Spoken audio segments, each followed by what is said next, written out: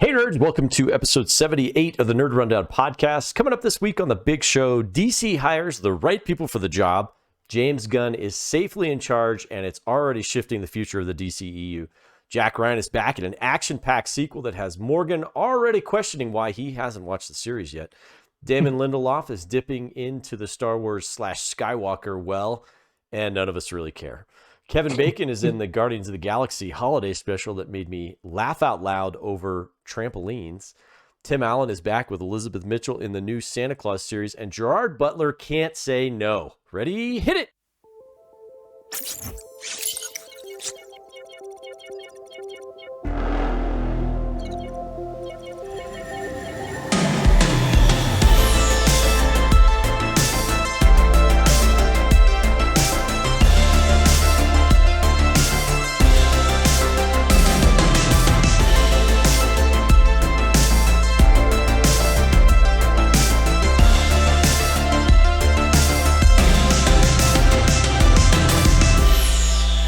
Hey nerds, welcome to another episode of the Nerd Rundown podcast, where we cover the latest in the nerd world of movies, TV, and more. I'm Darren Stemple, and with me today is my co-pilot, Eric Hare.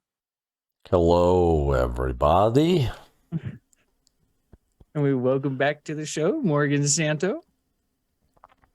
It's the Great Pumpkin, Charlie Brown. You can find us on our social media, like Twitter, TikTok, Instagram, and YouTube, all at the Nerd Rundown. While you're there, hit the like and subscribe button. Audio only people up onto YouTube, hit the like and subscribe buttons. Give us a watch on YouTube. Eric does a really great job putting the show together, making us look pretty cool and pretty. Can only do so much. But for you audio only people, you can find us on all the major podcast services. Before we get to the rundown, let's hear a word about our sponsor, Combat the Chaos. Hey nerds, do you support your veterans? Do you support your first responders? Here at the Nerd Rundown, we support our heroes, and not just the drawn heroes who wear a cape or throw a shield, but the real heroes who would lay their lives down so we can talk about whatever kind of nerd we are.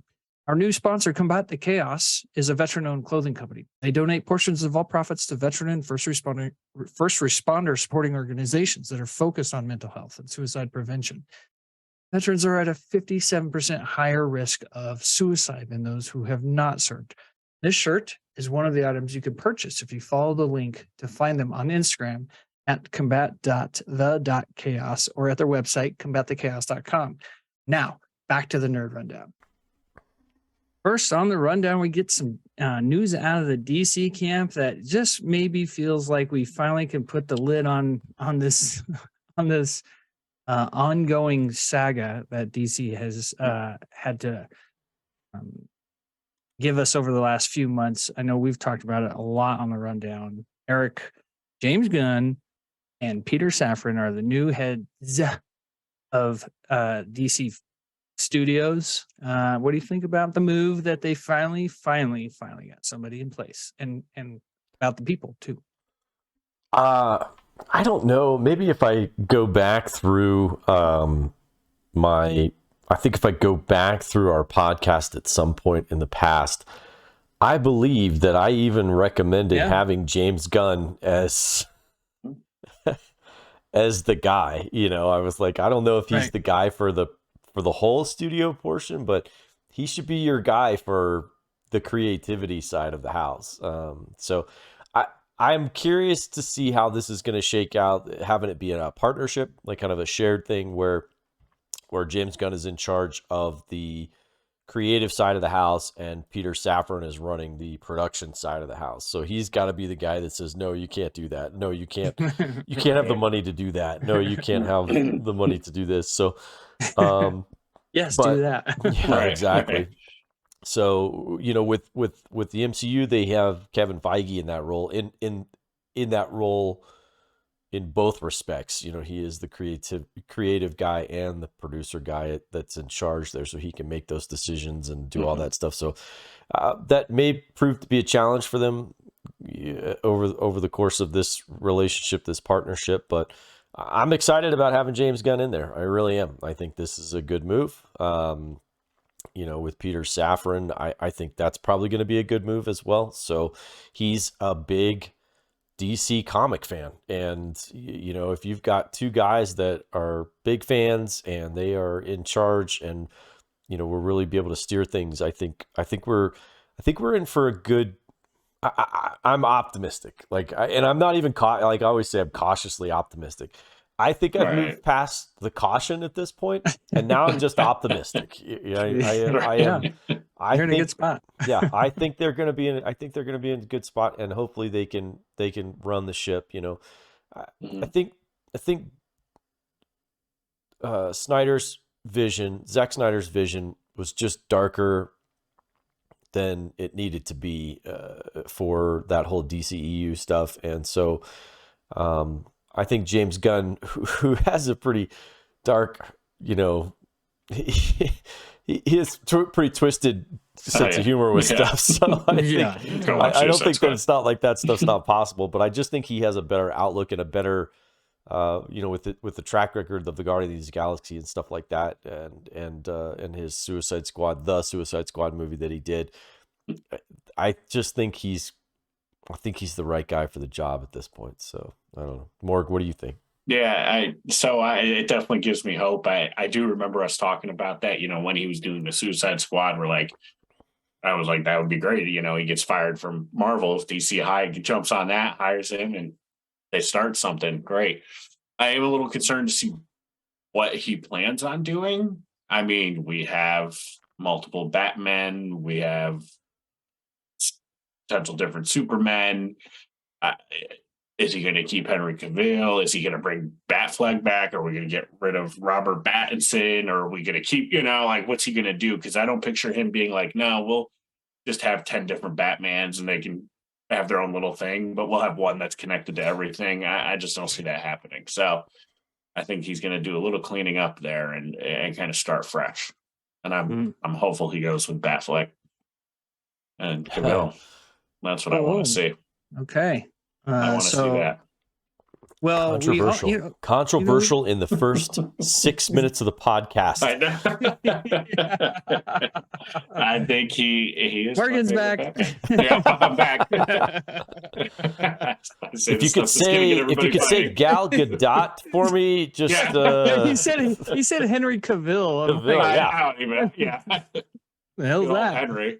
Yeah. I'm assuming they're keeping him. I mean, we got that Witcher news that he's out of Witcher, so my guess would be is he's back to focusing on Superman. Well, I think that there's a couple offshoot pieces of news here from, I don't want to say Fallout because Fallout has a negative connotation to it. But maybe in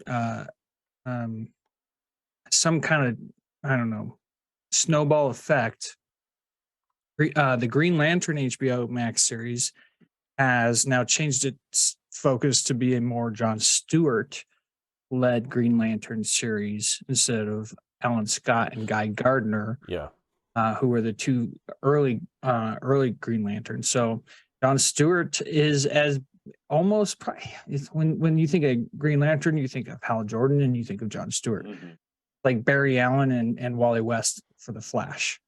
So that change isn't scary to me. It's a good change. Jon Stewart's a great character.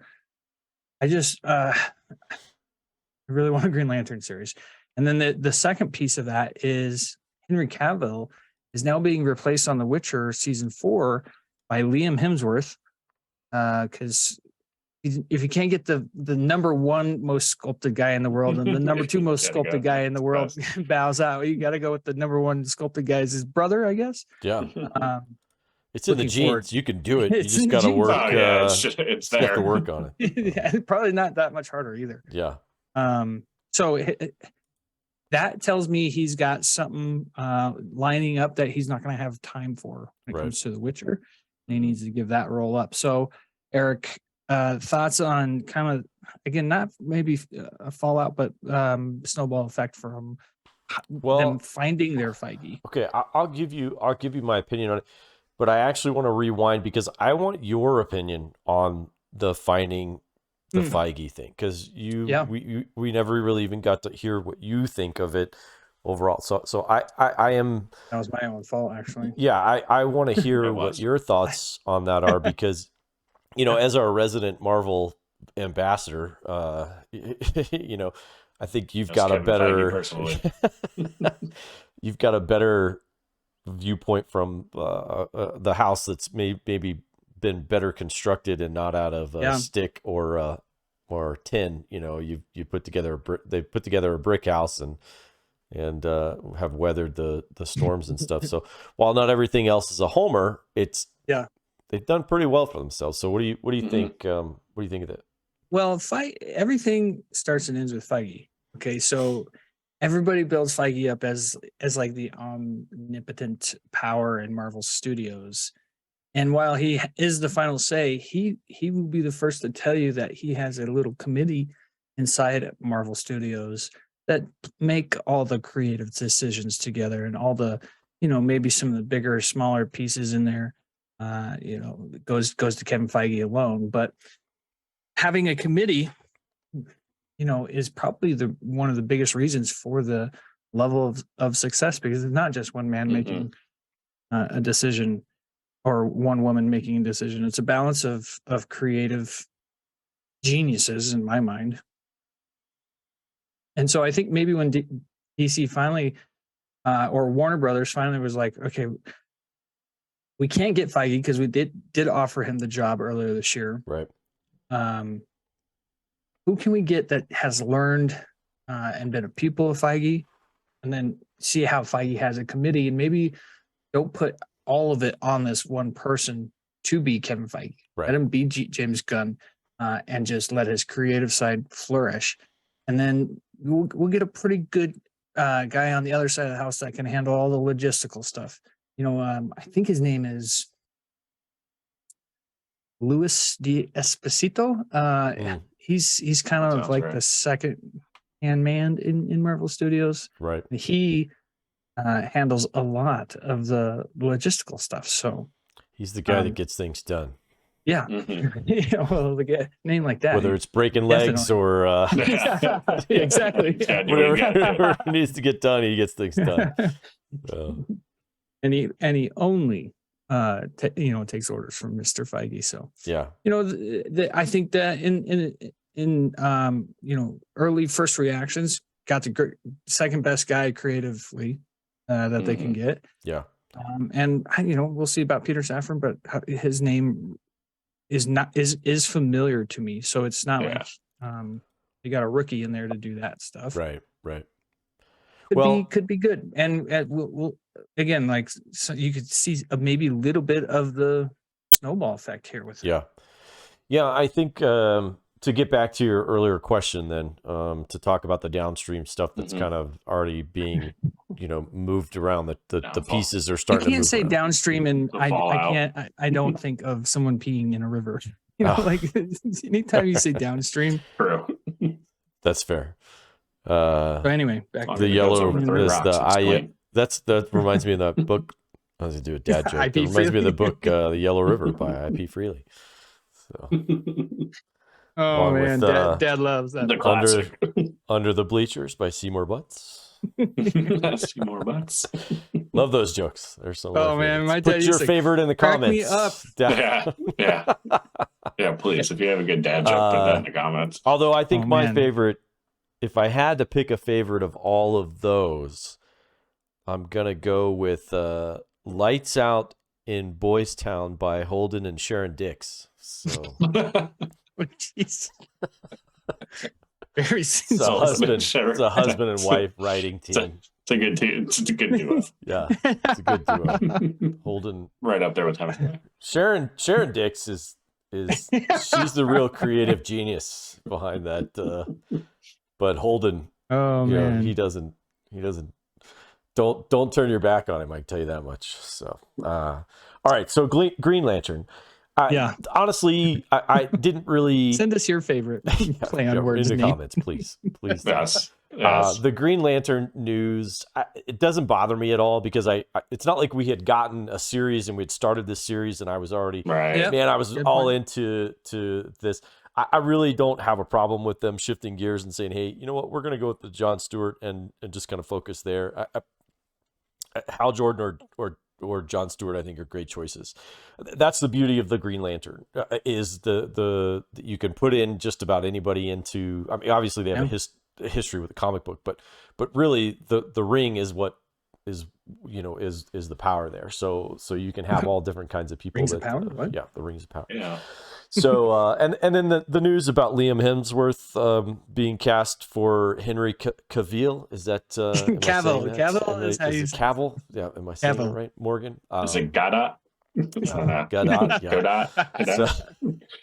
So, again, I haven't watched any of The Witcher, so I never got into the video game. I haven't watched any of the series, so this really doesn't have any impact on me personally because of the series. However, I do like this. I know this may sound terrible. I do like this news because I think that means that they're getting serious. They're putting together a serious schedule of releases where he's going to be pretty busy playing a particular character, and I like that. I can tell you that much. So, because I really enjoyed him as Clark Kent. I really enjoyed him as Superman. I think he's got a great presence as Superman. I think he's got a great presence as I just think that watching him in that Man of Steel movie, he was so good as kind of learning, and he and Kevin Costner had such a good rapport with each other. I thought, where Kevin Costner was like, hey, as Pa Kent, he just was so good. They just were both so good together. So I'm looking forward to seeing Henry Cavill in whatever it is. Man of Steel 2 or whatever they're going to call it. HC. And then hopefully get some more Justice League stuff, some real Justice League stuff, like some stuff that we can really kind of bank on and really look forward to. So I don't know. What do you guys think? Mark, go ahead. Yeah. No, I mean, I'm with you in the Green Lantern stuff. Like, there wasn't really anything big in the works anyway. I think Jon Stewart's a great character. So, I mean, you could easily make a fantastic show about him and Green Lantern. So, as long as our James Gunn is behind it and helps with it, I'm confident it'll be all right. And the Witcher, I watched the first season. No, I didn't really get into it. I didn't watch the second season, so they could replace him. I'd rather him be Superman. I really hope that's what it is. That man deserves to be Superman. He is the nerd hero. Yeah, he is the ultimate nerd hero. Like that. Oh yeah. So I want to see more of it. He got robbed from that, so I want to see more of him as Superman, and I hope that's why he's not there. Yeah, Liam Hemsworth, sure, give the family more. I don't care, whatever. I've got the perfect segue to the next thing, but I want to also give my thoughts on that too, is because I think we're all in agreement about the Green Lantern thing. I don't need to say the same thing again. It's good news. Henry Cavill is there is nobody you could put on screen right now that would be more Superman than he is. Yeah, and he's not that old. He's only 39. Like, I think that's the really great part about it, is he could still be for probably another 10, 15 years, he could still be Superman. Yeah, absolutely. And especially with the suit that they get. I mean, get and he dyed his hair. He'll never. But I will say the Superman in the Superman and Lois show that's out now, is a very, very good Superman. See, I think that guy kind of drives me nuts. See, I think he does a good job. Now, I'd still prefer Henry.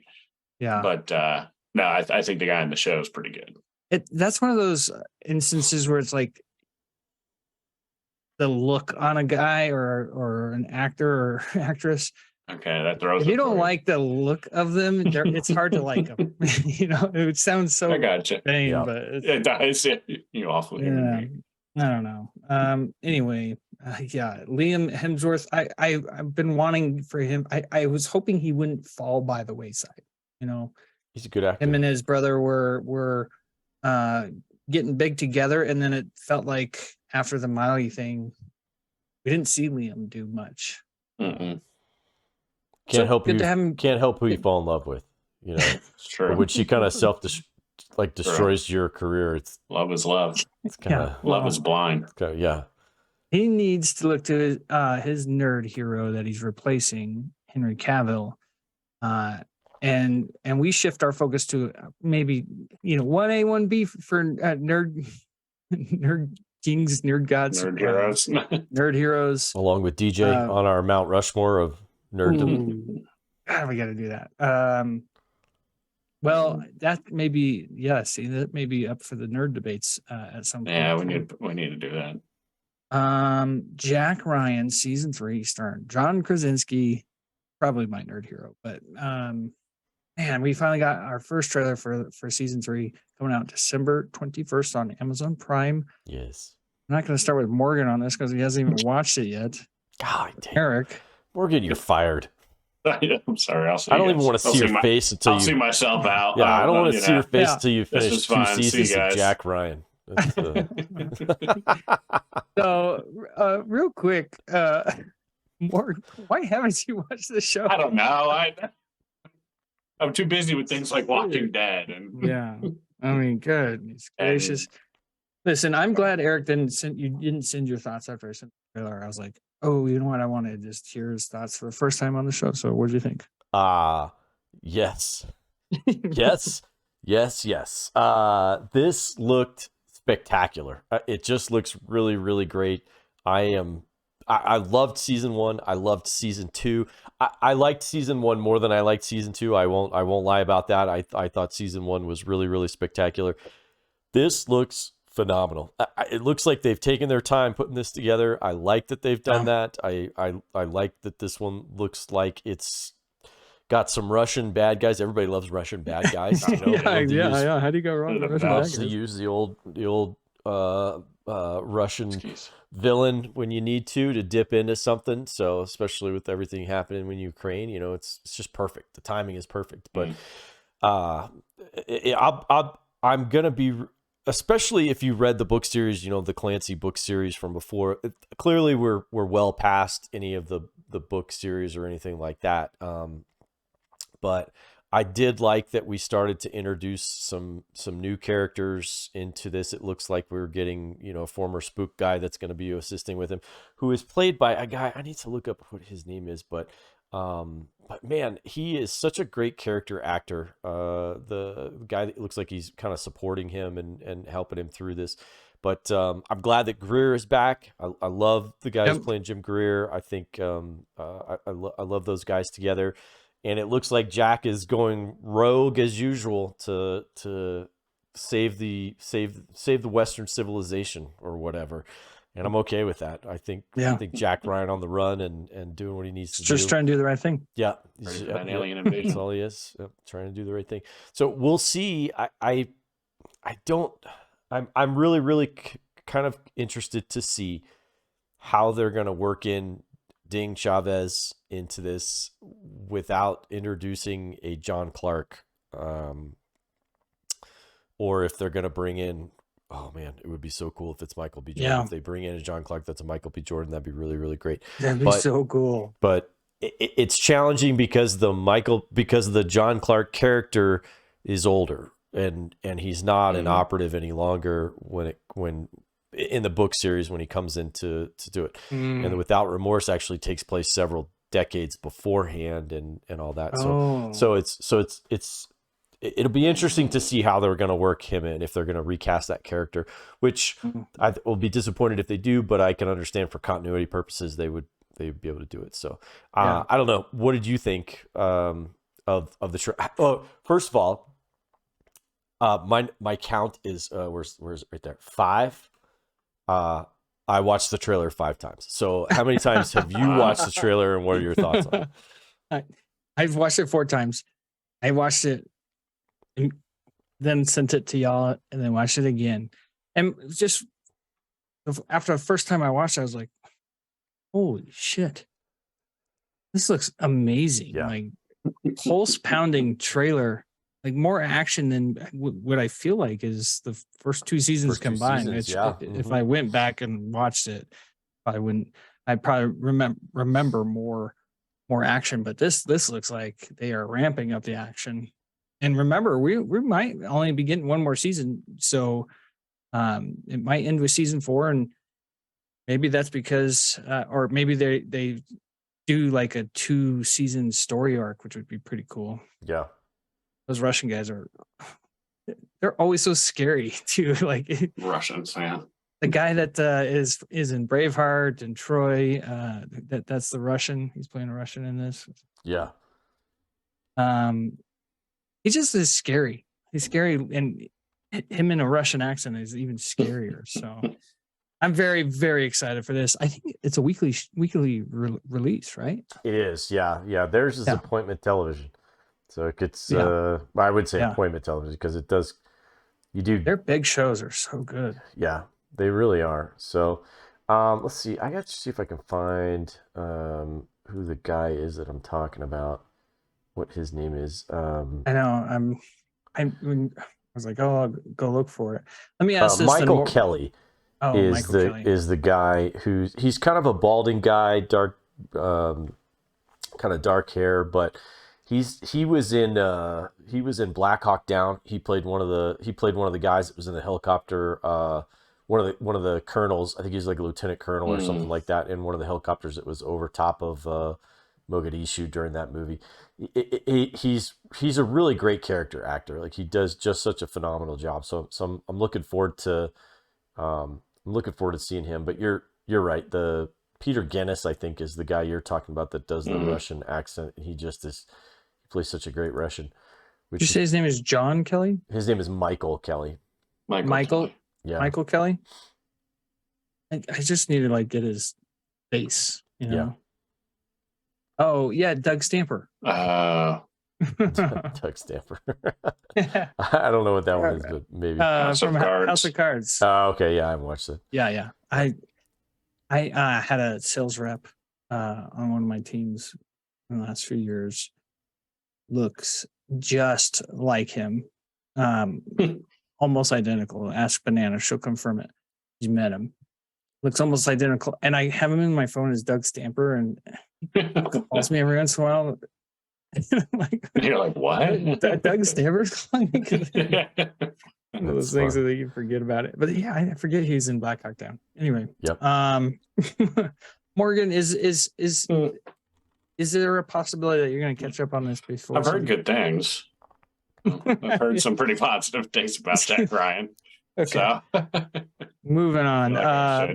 Moving on. This is something that came out last week that we missed. Even though we talked about it right before, it was just one of those things we forgot to put into the rundown. But it probably was actually a good thing because the next day, more news came out about it. But there was rumblings last week of a new Star Wars movie in the works from Damon Lindelof. And if you know, if you're trying to place that name, he's the creator of Lost and The Leftovers. I think he has more to his resume, but those are the big ones. He's writing a new Star Wars movie that will be post sequel trilogy. They got the director or one of the directors from Miss Marvel series to be the director. Mark, I'll start with you since I haven't started with you yet. Thoughts on the possibility of the sequel of this movie being post sequel trilogy? I don't know. Like it's a weird combo. I feel like the Lindelof and the Miss Marvel director, like that. I don't know. It just doesn't seem right. Like because his stuff is we're Lost and The Leftovers. It's out there. It's and then you have Miss Marvel, the generic movie that was, and so I don't know. I'm just and it's some characters may return. I'm just like the generic teenager, turned superhero show. It was I don't know. It was generic. I just feel like they need to just get away from anything related to Skywalker at this point. Other than obviously you have to have the villain and stuff, but just I don't want to see anything about them. I'm done with Rey Skywalker. You don't want to see like more Rey. No, like I just want a whole new story. Like I want them to move past all that. I don't want to see Poe or anyone again. move on. Now, if they give Finn like a respectable movie, I can appreciate that. Where it's like, oh yeah, he is force sensitive. Let's just not throw that to the freaking side like we did. Do something with him. I can appreciate that. But again, then you would have to bring in Ray, and I don't know. So I just want it to be its own thing. But I have my hope. My hope for that is like I have no hope. Have you seen The Leftovers, Mark? Yeah, you have. So you know a little bit about I watched mind bending stuff. Yeah, and that's what it was. That's why I think it's just Lost. a weird combo. Yeah, I haven't watched Lost that well. Trust me, I get it from you guys. Captain Dunsel gives a crap. Yeah, as we should. Okay, get with the program. Eric, that is a good point brought up by Morgan. That is a weird combo. Are you a fan of this? What are your thoughts? No, I'm I'm not. I don't know what I don't know what's happening in the Star Wars universe right now. I feel like the thing is all over the place. For movies wise, TV, the best stuff they have going for them is all on the small screen right now. Clearly, you've said Andor is pretty good, so I'll take your word for it.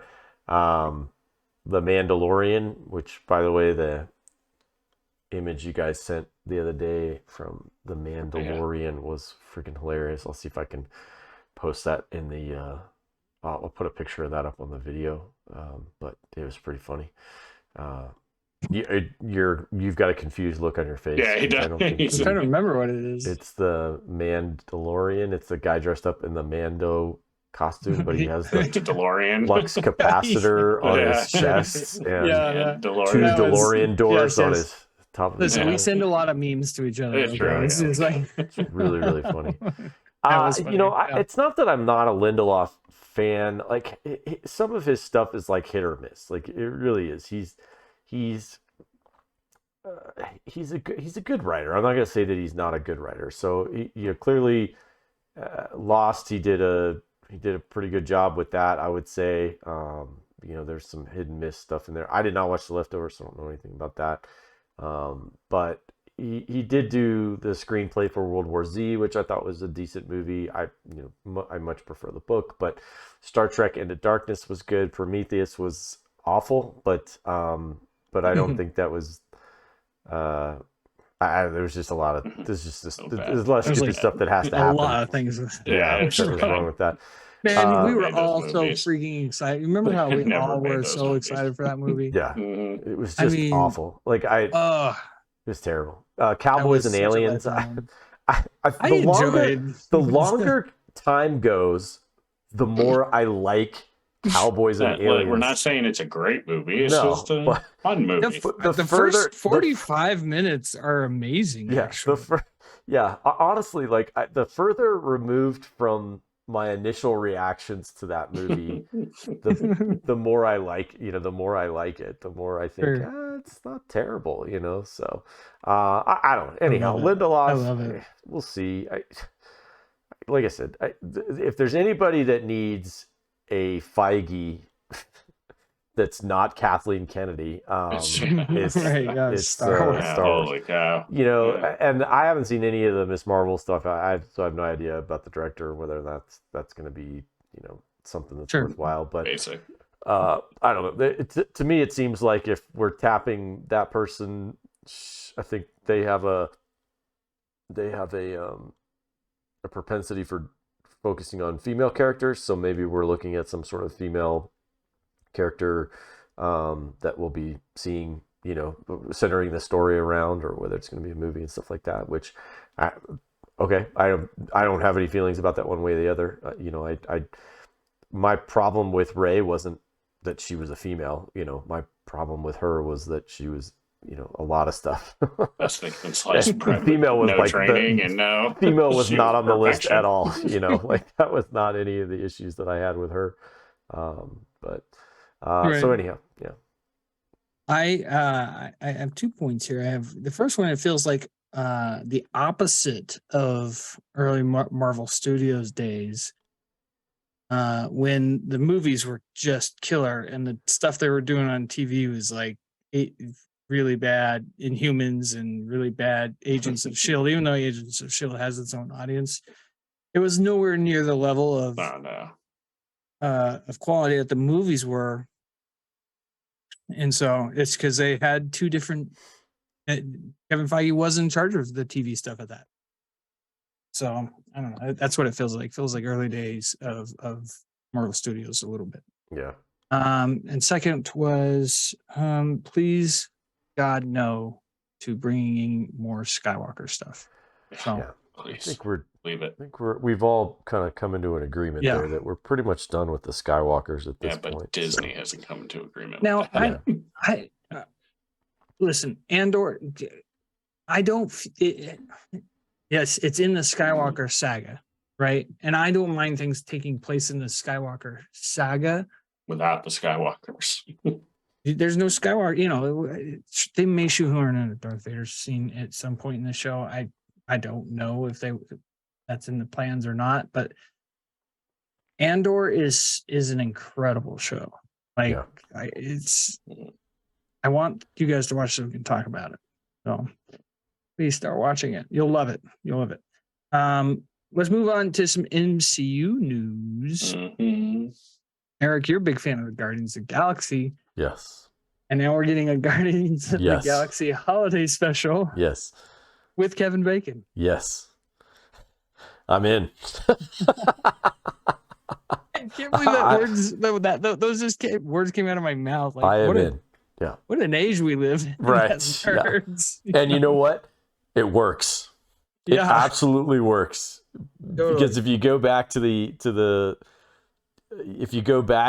Guardians of the Galaxy movies, at the time that Star-Lord was kidnapped, Footloose was out there, and it was great. The soundtrack was great to that. So the hero. So yeah, for him, it's like, and then he tells the story about a guy, my favorite line in Infinite. A hero, who named Kevin Bacon, who takes on, the town, teaches them how to dance. Kevin Bacon.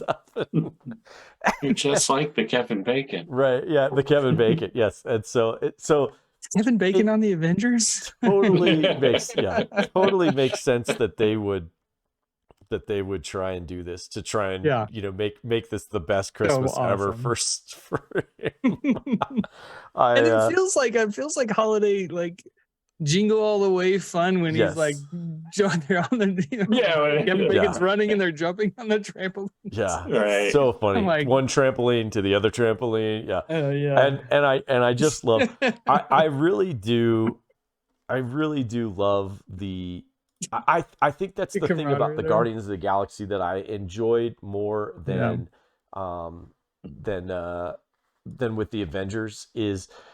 Not that there wasn't some playfulness among those guys, kind of, some back and forth, but the camaraderie of family. The camaraderie of the Guardians is so much better. Like, because it wasn't like everybody got along from the very get-go. Like Drax didn't get really along with anybody, and then him and Mantis, he has he had a big problem with Mantis, but then this trailer is pretty much just the two of them on this, trying to get Kevin Bacon. Right. So I just Bacon, and there's so much like conflict, like family conflict type stuff that goes on between all of them that I just love it. I just absolutely love it, and it makes me sad that we're not going to get much more of these guys, for much longer, And I have to say, I love that they brought Sean Gunn back as Kraglin. Like he's a great actor, and I enjoy him. He's got great comedic timing, and so all in all, I am really looking forward to this. This is like the check boxes. I'm going through time here where I'm like, okay, I've got this to look forward to. I've got, Jack Ryan to look forward to. And then coming in the spring, we're looking at Ant-Man and the Wasp, I Quantumania. there's like a lot of stuff. I'm like, okay. Wakanda okay. Forever. Yeah, well, that's gosh, I that's didn't like- even think. And I still haven't watched Black Adam. I that is on my list. I'm actually gonna try and see that this week. I'm gonna try. I think I'm gonna wait till home release. Yeah, I'm not spending theater money. Yeah, I'll go see it in the theater because I gotta support my guy DJ. So Yeah, he supports us, so he does. It's true. He does. Number one. He's I think in our top 3 fans. He's a big fan of the show. He's a big fan of the show. Fan of the show. I know he's subscribed. Figuratively and literally. I love that point, Eric, because I think that's what made Guardians of the Galaxy so special, is that rapport that they had, that family banter, and the Avengers, they had to learn to be together, work together. Right. Yeah. Guardians, they were just family, so they bonded. Morgan, you think this will expand the MCU in any way? No. I think this is purely just a fun little one-off. I don't think it's going to really introduce anything that's going to be like, oh, look, it's tying into whatever else. I think this is just it. But I'm fine with that because I think this is going to be good. I do have some high hopes for it. I think it's going to be fun. Again, like you said, Eric, that the camaraderie they have is just what makes that team great and those movies great. So I have some high hopes for this. I think it'll just be a fun little 1-hour holiday special. Maybe we'll get some good iconic scenes like we did with the Star Wars holiday special, Wookiees dancing and stuff. Maybe they'll do some funny joke about that or something. Ewoks dancing. Yeah, they'll pull up something and just do the hologram. So I don't think Kevin Feige does anything that doesn't build out some piece of the MCU. Werewolf by Night introduced monsters into the MCU. So there's a little bit of world building and everything he does. But did they announce like it is tied into the world? It is part of the MCU. They said that. So in the saga of the multiverse right now, anything and everything. A lot of free reign. Yeah. And you know what? Feige even said this past week at the Wakanda Forever red carpet. He said, so somebody asked him to define phase 4. And he's like, I can do it in one word. Introductions. And you think about all the new characters that have been introduced in phase 4. It's really quite impressive because phase 1 introduced 6 characters maybe, and they've introduced over 20 at least in phase 4, if not way more than that, I believe. And I'm talking about like big main characters. So he does everything to build this world out. It's quite impressive. And another piece that got announced in the last week to help build this world out is Vision Quest. It's a Vision TV show. So Paul Bettany in the Vision character. Post WandaVision. I don't know about this title. It feels a little like 80s romance novel kind of. Something about it. But WandaVision at first sounded like the dumbest name ever, and then it made sense. So I don't know. Morg, what do you think about Vision Quest? Yeah, I mean, I figured this was coming. I didn't think he'd get like his own movie to kind of follow up with what he's doing. I don't know. like I want it because I need to know what he did. Like I don't want him to just show up in a movie and all of a sudden everything's cool again. He needs time to flesh out him finding himself. I don't know what. I don't know. I just don't know what it's going to be about. Like I can't think of what they're really. I mean, that's what it's got to be. Is him? Yeah, he's remembering. But he's going to be maturing. He's going to be having thoughts and feelings. So but I just I wonder what he's going to be okay. Yeah, like is it going to be a slower thing or is he like off? He's going to be fighting something like. I don't know. Like that's what I'm wondering. What exactly he's going to be doing in this? Yeah. What his threat is because he is super super powerful. So what are they going to put him up against? I don't know. It's so weird. I mean, White Vision is like a really incredible character in the comics. Mm-hmm. actually makes the most impression on me actually in the Marvel arcade game from Oh yeah. I think it was the early 90s. He was an awesome character. I don't know. I just don't. I love that everything Feige does is to build out the world of the MCU, Eric. But I feel like some things don't need to be a thing like this. Agatha Harkness's TV show. I'm questioning. I don't know. What do you think? Well, just my thoughts on the Agatha.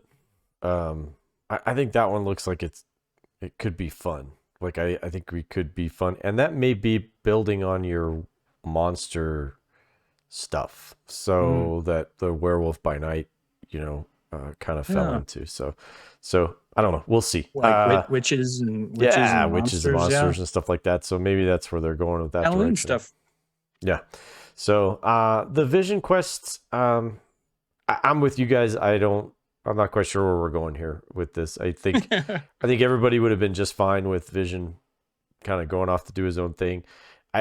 You have to be careful with the continuity stuff because of Scarlet Witch and the whole Multiverse of Madness movie. She kind of went kind of crazy on there, and it's like, well, okay, well, if she's like doing this, like, why wouldn't Vision have returned?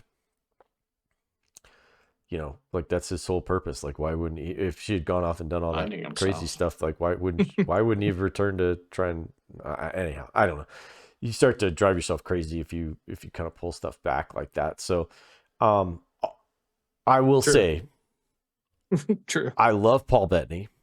I love his portrayal of the Vision. I loved it. I thought the White Vision was super cool. Yeah. I thought that was a great touch. And then I love, Elizabeth Olsen. So I think I as the Scarlet Witch. So yeah, if you could repair them, repair them together, or no pun intended. No pun intended. So, again, I'm a little lost for words on this. I actually thought about this when I was reading our script ahead of time, as to what we were going to talk about, and I was like, man, where are we going with this? Like, this seems like a weird show, but I don't know. We'll see. And to call it Vision Quest, I think is kind of funny too, because there was like a Vision Quest movie like a long time ago. And yeah, it was. I thought so.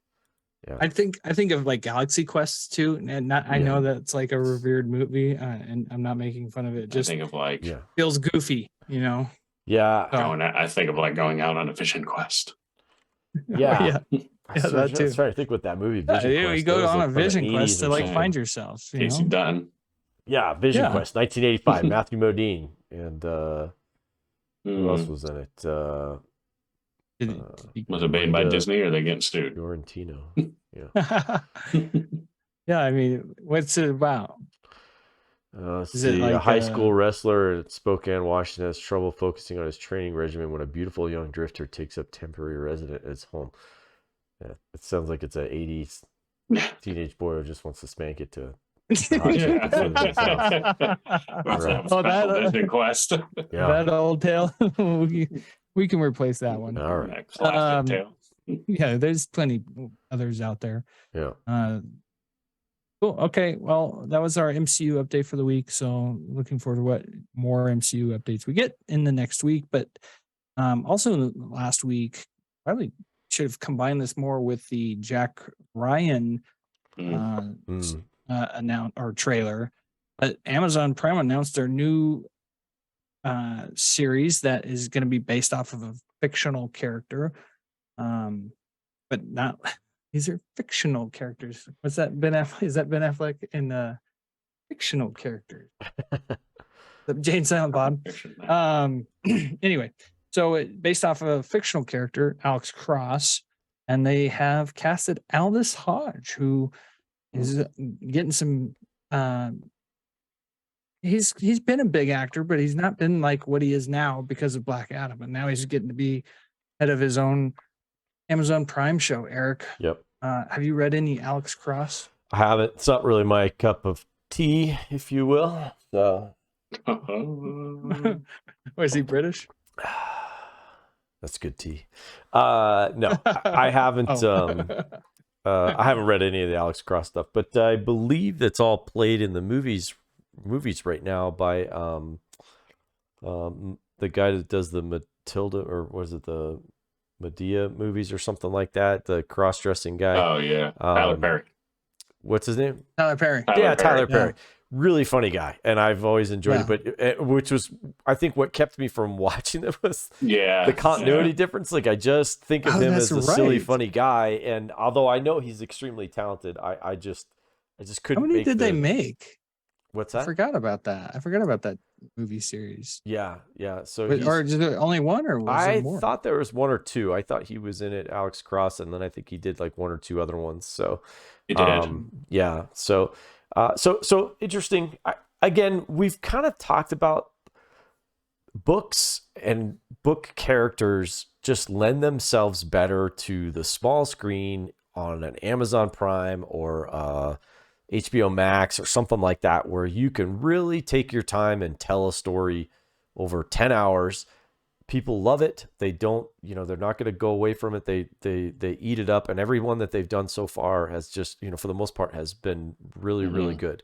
Even series that I am not all that interested in. I think the Netflix did one, we talked about it I think it was like a year or so ago. And I saw where they are doing another one that was like the Skull and Bones or something like that, or something along those lines. The guy from The Punisher was in it. You know what I'm talking about? John Bernthal? No, the other Thomas Jane. Yeah. No, it's it's the guy who played the bad guy in The Punisher in the second season of The Punisher. David Hasselhoff. John Travolta. No, you guys are all wrong. I'll find it. Wait, no, Hoff was Nick Fury. Yeah. Who is the Punisher? The bad guy. What's his name? It was his buddy. It's the guy that reminds me of Stem. Just like the look. Yeah. Who? He becomes Jigsaw in the second one. Yeah, he becomes the Jigsaw. His army buddy, who's the real.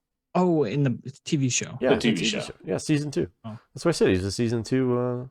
Ben something. Ben Rhodes. Ben Barnes. Ben Barnes. Ben Barnes. Yeah, he's got a series on. John Travolta. You think I look like Ben Barnes? Thank you, first of all. Yeah, I mean, like if I ordered. He's got a series. He's got a series on Netflix, or he had a series on Netflix called Shadow. It's called Shadow and Bone.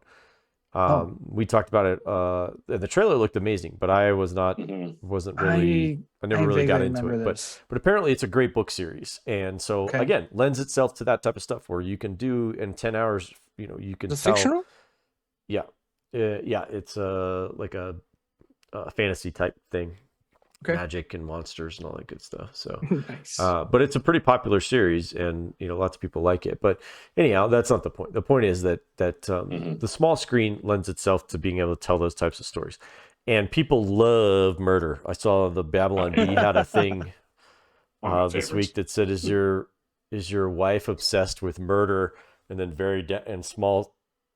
small caps that says podcasts down below that. Is your wife obsessed with murder podcasts? I love those podcasts. I know a lot of people really love that true crime and murder stuff. So it's all my wife. Or just like documentaries on Netflix too. Yeah, Dahmer's huge right now. I didn't watch that Dahmer. I can't do that. I'm not. Nano's literally watching it as we speak. Yeah, and I heard historically that it's not very accurate, so I don't know that I. Yeah, I heard that people are tearing it apart. They took a lot of liberties with a lot of creative license, if you will, for how they did it.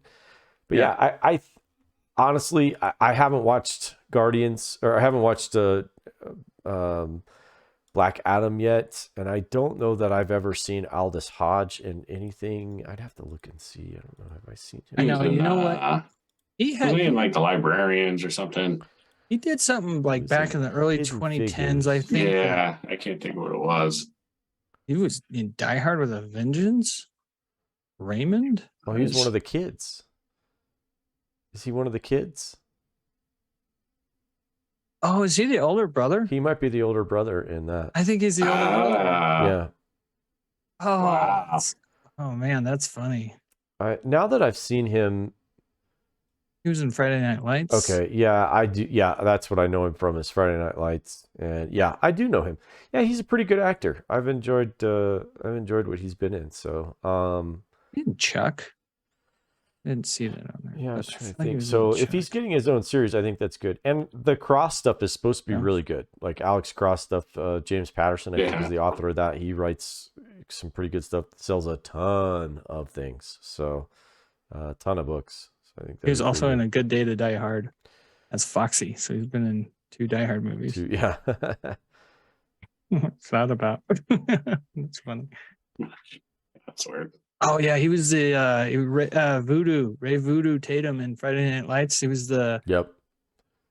big time troublemaker. He came was the into quarterback town that for came in season, from because he got because season the 3, I think it was, wasn't it? Where who was it? challenged Michael B. Jordan. Yeah, I think so because he came in. Well, is that it, or is he the one that came in when Katrina happened? Yeah, because that was when Katrina happened, and he got relocated because Yeah. of Katrina. And But had Michael B. Jordan already no, like won over the team? no, I don't Because he think. came in and challenged him. Yeah, no, it He- wasn't even He that. was like, "I'm the big, I- who's the big dog in town? I want to take him down." And it was Michael B. Jordan. Was it? I see. I don't know. I was thinking that they were in. I guess we're just gonna have to watch Friday Night Lights again. Yeah, I want to Dang say it. he was like the second season where it came down between him and Smash Williams. Like him and Smash had it out because it was like 2 different factions. It was like him and then Smash had his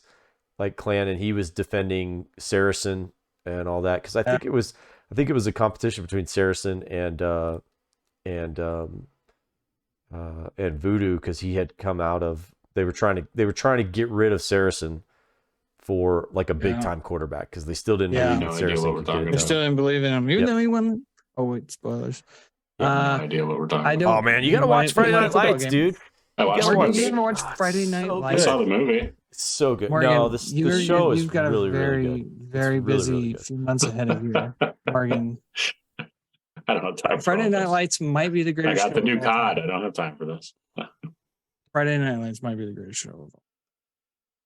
Mm, Period. interesting. We'll move on from there. Yeah. We'll get to the trailer train. Couple really funny moments watching these trailers. Yeah. I'm very excited to talk about. First up is the Santa Clauses Yes. sequel. What, number 4? I would say. I think It's a show, for one yeah. thing. Oh, right. Yeah. Yeah, it is a series. It which is a We series. thought it was a movie, Yes. but Yeah, it it's would weird be that like it's a the series. 4th movie, but in a longer form. Correct. Yes. So, man, I cannot wait for this, Eric. I know. I mean, come on. Ho. I thought it looked great. I really did. I again, cautiously optimistic here. Yeah, I don't know. yeah. But like looking at this trailer, I'm like, I don't think I'm even cautious at this point. I think I really am just optimistic. Like I think this looks really, really funny. I love Tim Allen. I love Elizabeth Mitchell. I like have She the looks, biggest crush. She has not aged a She's day, not, dude. Nah. whatever her and what's his name are doing to stay young is Paul Rudd. Yeah, Paul Rudd. I love Cal Penn. You know, he just has always been so great. So I'm looking forward to seeing what he's gonna do in this. I was like, is that Cal Penn's voice? And it was. Yeah. So I don't know. I just really I really liked the trailer. I really thought it was funny. I like that what's his name is back to Bernard. Yeah. The Peyton Manning Took me about interview 10 was seconds to remember freaking his hilarious. You know, I yeah. was like, oh my gosh, it's so funny. So well, this trailer gave us a bit more of like what this is going to be about. So you know, the magic of Christmas is waning story. Yeah, I was like, oh, I like where they're taking this now. Is so then he retires, and I think the big question is who's the Santa he hired. Yeah. I'm interested in that. Who do you think? If it's Peyton Manning, I'm gonna be upset. So nah, I don't think of it. I don't think so. Be funny if he hired Tom Brady. yeah. Well, Mark, who do you think? Who do you think it is the Santa? Honestly, I don't know.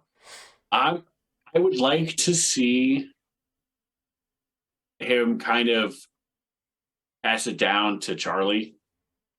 Like we didn't get any Charlie in the trailer. You know, Right. It looks like he has new kids. Yeah, totally. Unless pretty new kids. that is Charlie. I didn't. I don't hear think it. so. But I would like to see it almost be something like that where he passes down to Charlie. I just think they won't do it. I don't know who they'll bring in. They'll just bring in somebody random that will meet this movie, I think. And by somebody random, I mean somebody that is well known, I'm sure, but I don't think it's going to be like a real person in the world, like a Peyton Manning or something like that. It's just going to be. But I have no idea who.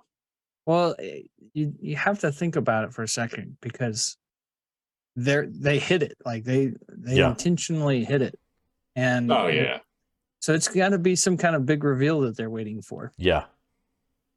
So it's going to be somebody that's got some wow factor. I was going to say whether that's a real person or like the Tooth Fairy, that was in the number 2. Yeah. Could be. What do you got, Eric? No, I think you're probably right. I think it's going to be somebody that they're going to bring in. And I wouldn't be surprised if it's actually a pretty decent actor, somebody who's got some acting chops or whatever, or somebody who's kind of up and coming and they'll put him in that role. So, but I thought it looked great. I love, I have a soft spot for these Santa Claus movies. I really do. I do. I love the first even one. though I know a couple of them are not great. They're not great, but at the same time, I don't care. I really don't. And we're looking at 2 weeks. We got the 16th, November 16th, this premieres. So I'm looking forward to it. I really am. I like that we're getting this series. That's something different. We don't get a lot of series. Yep. Morgan, quick thoughts on the trailer because I don't on the Santa Claus. Yeah. No, I mean, I think it's going to be. I don't think I shouldn't say it's going to be like good. I think it's going to be fun. You know what I mean? Like I'm going to appreciate it, but I'm not going to walk out going like, "Damn, that's the best Christmas thing I've ever seen." But I do have not a soft as good spot, as like Eric 8-Bit Christmas is what you're saying. Right? I have a soft spot for it's gonna be hard to beat the first Santa Claus movie, and so I mean, I'll be watching this. I'm looking forward to it. Yeah, and I'm excited to see who Santa is going to be. Yeah, who the backup Santa is. I'll tell you this. There was a really good. It was a really good season last year, and we mentioned this a couple weeks ago. But we've got a good lineup of Christmas stuff coming out. It's gonna be hard to beat last year with 8-Bit Christmas. And then there was another movie. I couldn't remember what it was. It's obviously very good, but it was the origin story for Santa Claus. Did you guys ever get a chance to watch that? It's like it's not a Norwegian movie, but it takes place up there in Norway, and it's really magical movie. I'll have to try. What was it on? Like Netflix? It was on Netflix. It was amazing. I'll get the name here in a second when we're talking about the next trailer. Is a movie called Plane. Just Plane. Plane. Not Plain. Eric, has Gerard Butler cornered the market on singular action hero movies? Like he's the singular character in it. Okay, so I have a feeling that that Gerard Butler suffers from the same affliction that hit Bruce Willis later in his career, which is Nick Cage. He has a speech impediment when it comes to reading a script where he can't say no. Like, I think that's what it is. Like, he wants to say no, but the words just don't come out. Or maybe his agent's just like, yep, he'll do it. Yep. Like, maybe he's got like a bunch of child support that he's trying to pay off. I don't know. Back taxes. There's some tax stuff going on. I don't know what it is, but I don't even know. I don't know how to butter this thing up and hand it to you. Like, it looks don't bad. Need to. Looks beautiful. Yeah, it looks. Yeah, I don't amazing. even. I want to watch this. I think it looks terrible, but I'll see it. I can tell you that Okay. much. I'll end Yeah. up All watching right. it. Yeah. So You're like, I'm gonna be there. Yeah, Day one. I'm not gonna go see it in the theater, but I'll watch it. Yeah. All right. He will. More. Yeah, I mean, I'm a sucker for these Gerard Butler movies. I did watch whatever that last one was. I keep calling it Geostorm, but I don't think maybe it was that. I don't remember. Greenland? Greenland, Oh, yeah, I Greenland. watched Yeah. that. Yeah, I mean, it's got Luke Cage. And I'd love a good movie where there's the prisoner who's clearly going to be the good guy that helps save the day, and Just so you know, you're getting a sequel to Greenland. I'm not even kidding. I do want to know what happens. Greenland Migration is what they're calling it. Oh man! But yeah. Oh, I haven't even watched Greenland one. Yeah, yet, okay. so. I mean, it's going to be cheesy but fun. Yeah. I think you need to get. I think it done. Gerard Butler sees his agent calling and he answers the phone and he just goes, "Yep," and then hangs up. It doesn't even have that. He just goes, "Yep," and hangs up. Is it action? Yeah, put it on my calendar. Working his way towards he just never shuts off that Scottish accent. Yeah. No. If VHS was still here, I feel like this VHS Gerard Butler movies that don't go to Cinemax, theater. straight to Cinemax. Yeah. I feel like this is like the producers, they listen to our show and we're like, give us more original content. So they're like, oh, okay, let's go get an idea. And they do like movie Plinko. And it's like, Right. like, oh, it's got to take place on a plane. Okay. What movie will it be like? Die Hard. Okay, we can work with that. Right. What's the secondary movie that it could be like? Yeah.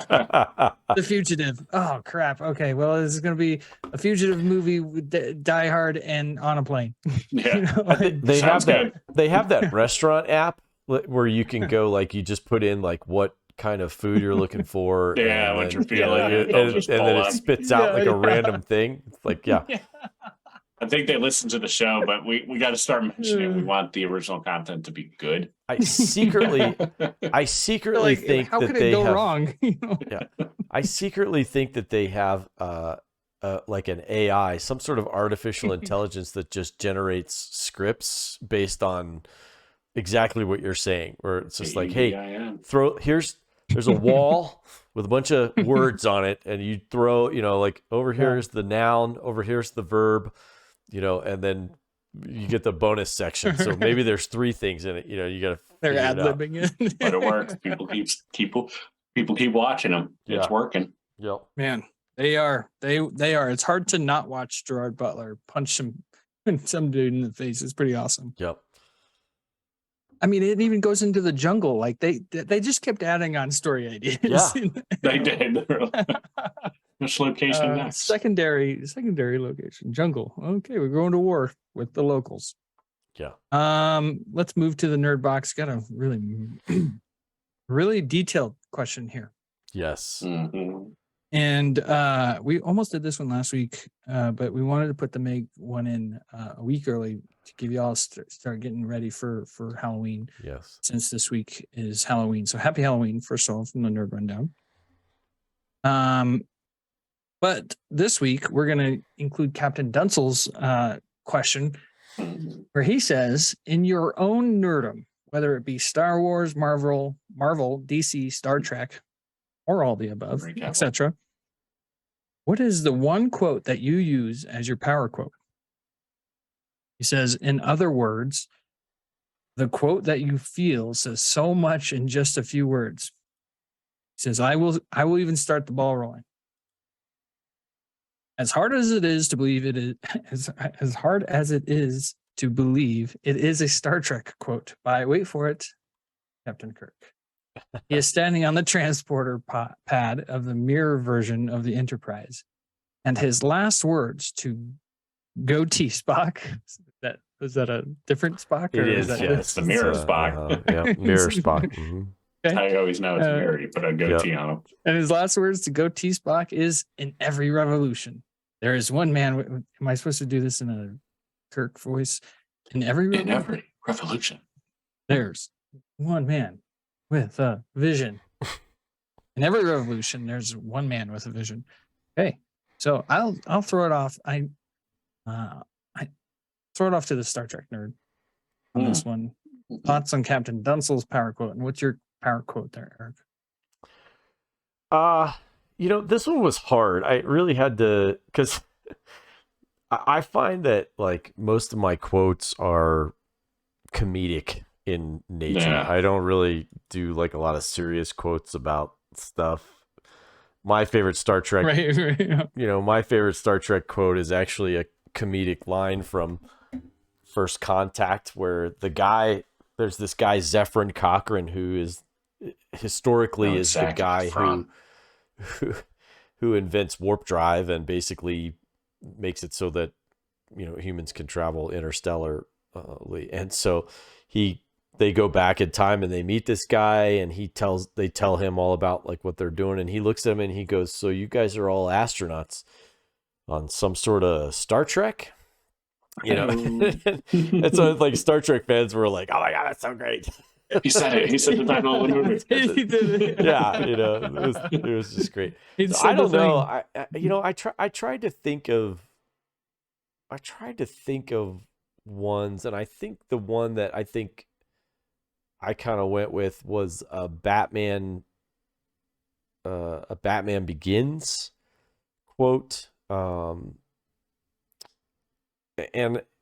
there was a couple in there, like I think the one that I think gets me the most is the one where he's talking about, he says, as a man, I'm flesh and blood. I can be ignored.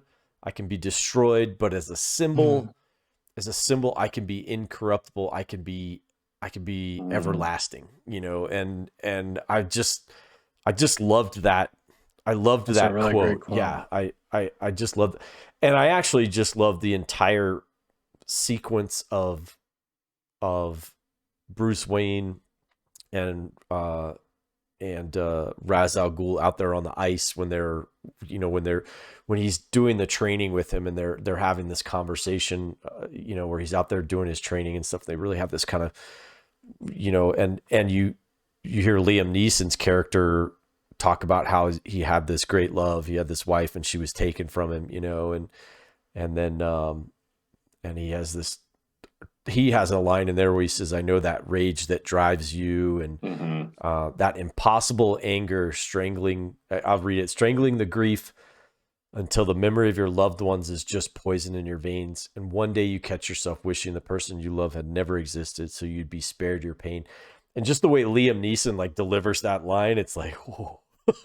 it's so good. You saying it like, Yeah. But then you think, Liam Neeson saying it is right. even better. Yeah, it's so great. It really is, and Batman Begins, I think, is my favorite Batman movie. We've talked about it in the past. It is even though The Dark Knight is a better movie from like beginning to end, Batman Begins is my favorite Batman movie, and I know that doesn't make any sense, but I just love I think that it does. origin. Yeah, I get it. And I can relate to that. Yeah, Really beautiful. I love that. Great. That Liam Neeson's voice. He's got one of the all timers. The way he delivers that line too is so good. Because it's overlapping them, like fighting, and just feel it. Morgan? Yeah, I agree with her. Quote? This was tough because a lot of my quotes, I don't know if that I think of, like, I don't really consider them power quotes. Again, most of it's funny stuff, but I wouldn't really consider it a power quote because, one quote I do like a lot, but I don't consider it a power quote. So I do have a power quote, but one that was something I like a lot is, "A man who must say I am the king is no true king." Game of Thrones, Tyrion saying it to Joffrey, because that's a powerful quote in the sense of like, it just reminds you, like, you shouldn't be saying that. Like, people should just know what you are and who you are because of the way you represent yourself and what you do. You don't have to go around shouting, I'm this, I'm the best, I'm the whatever. You should just show it. I've always said that too, except I say it a little bit differently in that if you have to tell people you're in charge, you're not. Exactly. When you start shouting, I'm in charge, then no, you're not. But I mean, one that I think is more of a powerful, like, get you ready and get you to get you going and just makes you feel good is a classic Superman. There's a superhero in all of us. We just need the courage to put on the cape. And I think that's just a good motto to live by, that everybody should live by, is there's a hero in all of us. It's that moment. You just got to put on the cape. And you can be the hero. Aunt May says there's a hero in all of us in Spider-Man 2. Well. Yeah, this is so hard because we love quoting movies on this show, obviously. And it's something that I almost wish we could even do more. It's just hard sometimes with podcast brain blocks your memory. But so it's like having a quote. It's like I'm going to war, I guess. I don't know. I'm going to, like, I'm getting pumped up, I guess. I don't know. I'd go straight to war on that. But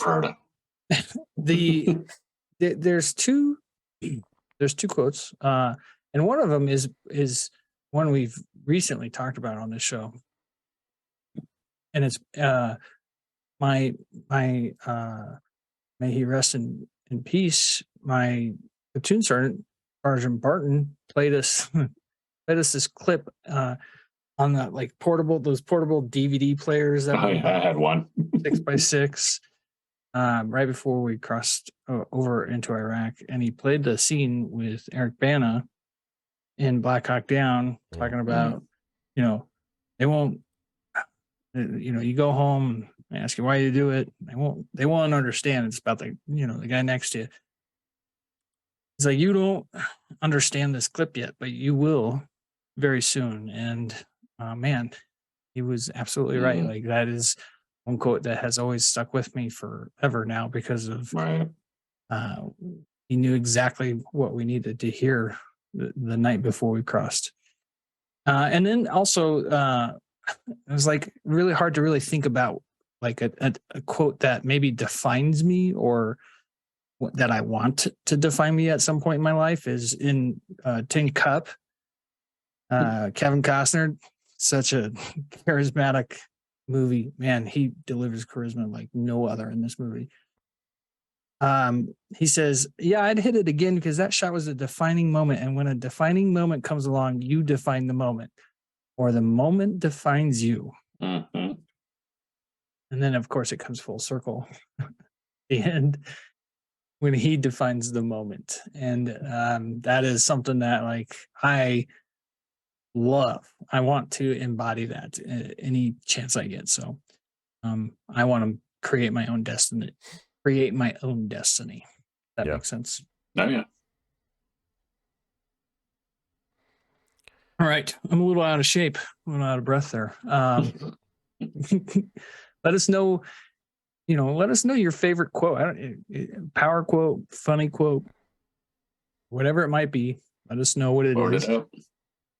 Give us your nerd box answer. Good one there from Captain Dunzel. I like a good challenging nerd box question. Makes me think. It's not like, who's Captain America going to punch in the next Captain America movie? Well, let me tell you exactly who that is. No, I want a challenging one. It makes me think about it. Yeah. All right. Well, that's a pretty good size rundown. Yeah. Jack Ryan, I that might be the thing I'm most excited. It was really hard for me not to put it at number one. I almost had it there at number one, but yeah, DC News, I don't think you would have gotten big. an argument from the rest of us, because well, maybe more. DC stepped on so many. DC stepped on so many rakes that it's just like Sideshow Bob and The Simpsons. Whoa, those rakes. Anybody remembers that? I always remember the scene in Christmas Vacation where and nobody does like physical. Nobody does or did physical comedy like Chevy Chase. But when he's up in the rafters of the attic and he keeps stepping on those boards and hitting himself in the face with them, it just, he like turns around and whacks himself with the other one, and it's just like, oh man, it's so great. You talk about an infinitely quotable movie. Like that entire movie, top to bottom, is a pretty much every movie he's in. You can. It's on it's for sure top 3 annual watch. For Christmas. That is classic.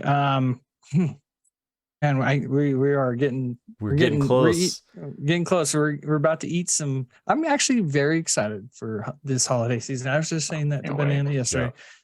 I can't wait to put up lights. I can't wait to I was gonna say get the to COVID December hangover. 25th. Yeah, Yeah. The COVID I can wait to hangover put up is lights, but a little bit, but yeah. Yep, Yep, I'm we- looking forward to doing all that stuff also. So, and We- the Christmas movie marathon starts Might with need to start a little earlier. every year. Every year it starts with the greatest Christmas movie of all time. We're almost in Die Hard season. I'm so excited. Bruce Willis. I like to start with the Santa Claus. Oh, That's no, a good it's one. got- That's a gotta- good one. It's Dude, personal how to does everybody. Christmas, man, how does Christmas start with John McClane hasn't saved LA? Yeah, I don't know. I get that one, and then followed closely behind is Martin Riggs and Roger Murtaugh. You know, like Funny way to get that one in there. yeah, I'd love to get a That was little on Lethal the- Weapon action on there. So You gotta get Gremlins in there. yeah, Gremlins. I gotta add Gremlins. Although Yeah, you gotta that have one- Gremlins. Penny's gonna get too scared. He'd get scared. Carson gotta can work- get Gremlins. Yeah. Let us know in the Yes, comments. we watched Signs the other night. Yeah. Let us know in the comments. Oh my gosh, man! Signs. I'm telling More you. signs. Yeah. All right, let us know in the comments we're what talking Christmas. your It's all about- this Christmas is the movie Halloween. stuff is. But Calm yeah, down. okay. So we talked about like I think we had the question about movies that scared you and stuff like that. I will tell you that watching that corn scene in Signs with like a surround sound system and you can hear that wind whipping through the corn and you're like, and you see that leg, it's like, oh my gosh, I can't The believe birthday party scene still scares me. Yeah. Oh yeah. Well, like You're where's like, like, although Joaquin That's the Phoenix last- is so funny. He's like, children, move. Vamonos. But yeah, it was pretty crazy. Is that the last good I Mel will make Gibson a we quick. got? I will make a quick plug, just real fast for. If we're talking about that type of stuff, that a new documentary just came out this week called "Moment of Contact." It's by this guy James Fox, and it is about a UFO incident that took place in 1996 in Virginia, Brazil, which is like fifth or sixth largest city in Brazil. So it's not like it's a small town or anything like that. But he also has another one called The Phenomenon that he did in 2020. That's really good if you guys are interested in UFO stuff. I love UFO stuff. If anybody wants to do an episode on that, I'd be happy to do that. It's a blast. Talk about UFOs. It's a nerdum. Serious nerddom stuff. Yeah, There. what's his name from Blink-182? Yeah. What's his name? Travis Barker. No. Tom DeLonge. Tom DeLonge. Tom DeLonge. Yeah. Yeah. I'm gonna go see them. Mark Hoppus. I'm gonna go see them in Hershey in May. So I'll ask. He's a big time guy. Can you be on my show? He started this thing called TTSA. It's a To the Stars Academy, and he did. I'm remembering this now. He got a couple of guys that were former spooks to come out and talk about like the government projects that are doing that. Pretty cool stuff. My age again. Yeah, that's Eric's nerdum around UFOs is legit. Like he loves that stuff. I love it. We'll get you, Tom DeLonge, and Dan Aykroyd on an episode together. I'm telling you, if you don't, if you have questions about whether or not the UFO stuff happens, I will tell you. Listen to Joe Rogan's podcast. He has a guy on named David Fravor, Fravor. He's a former F-18 pilot, commanding officer of a squadron.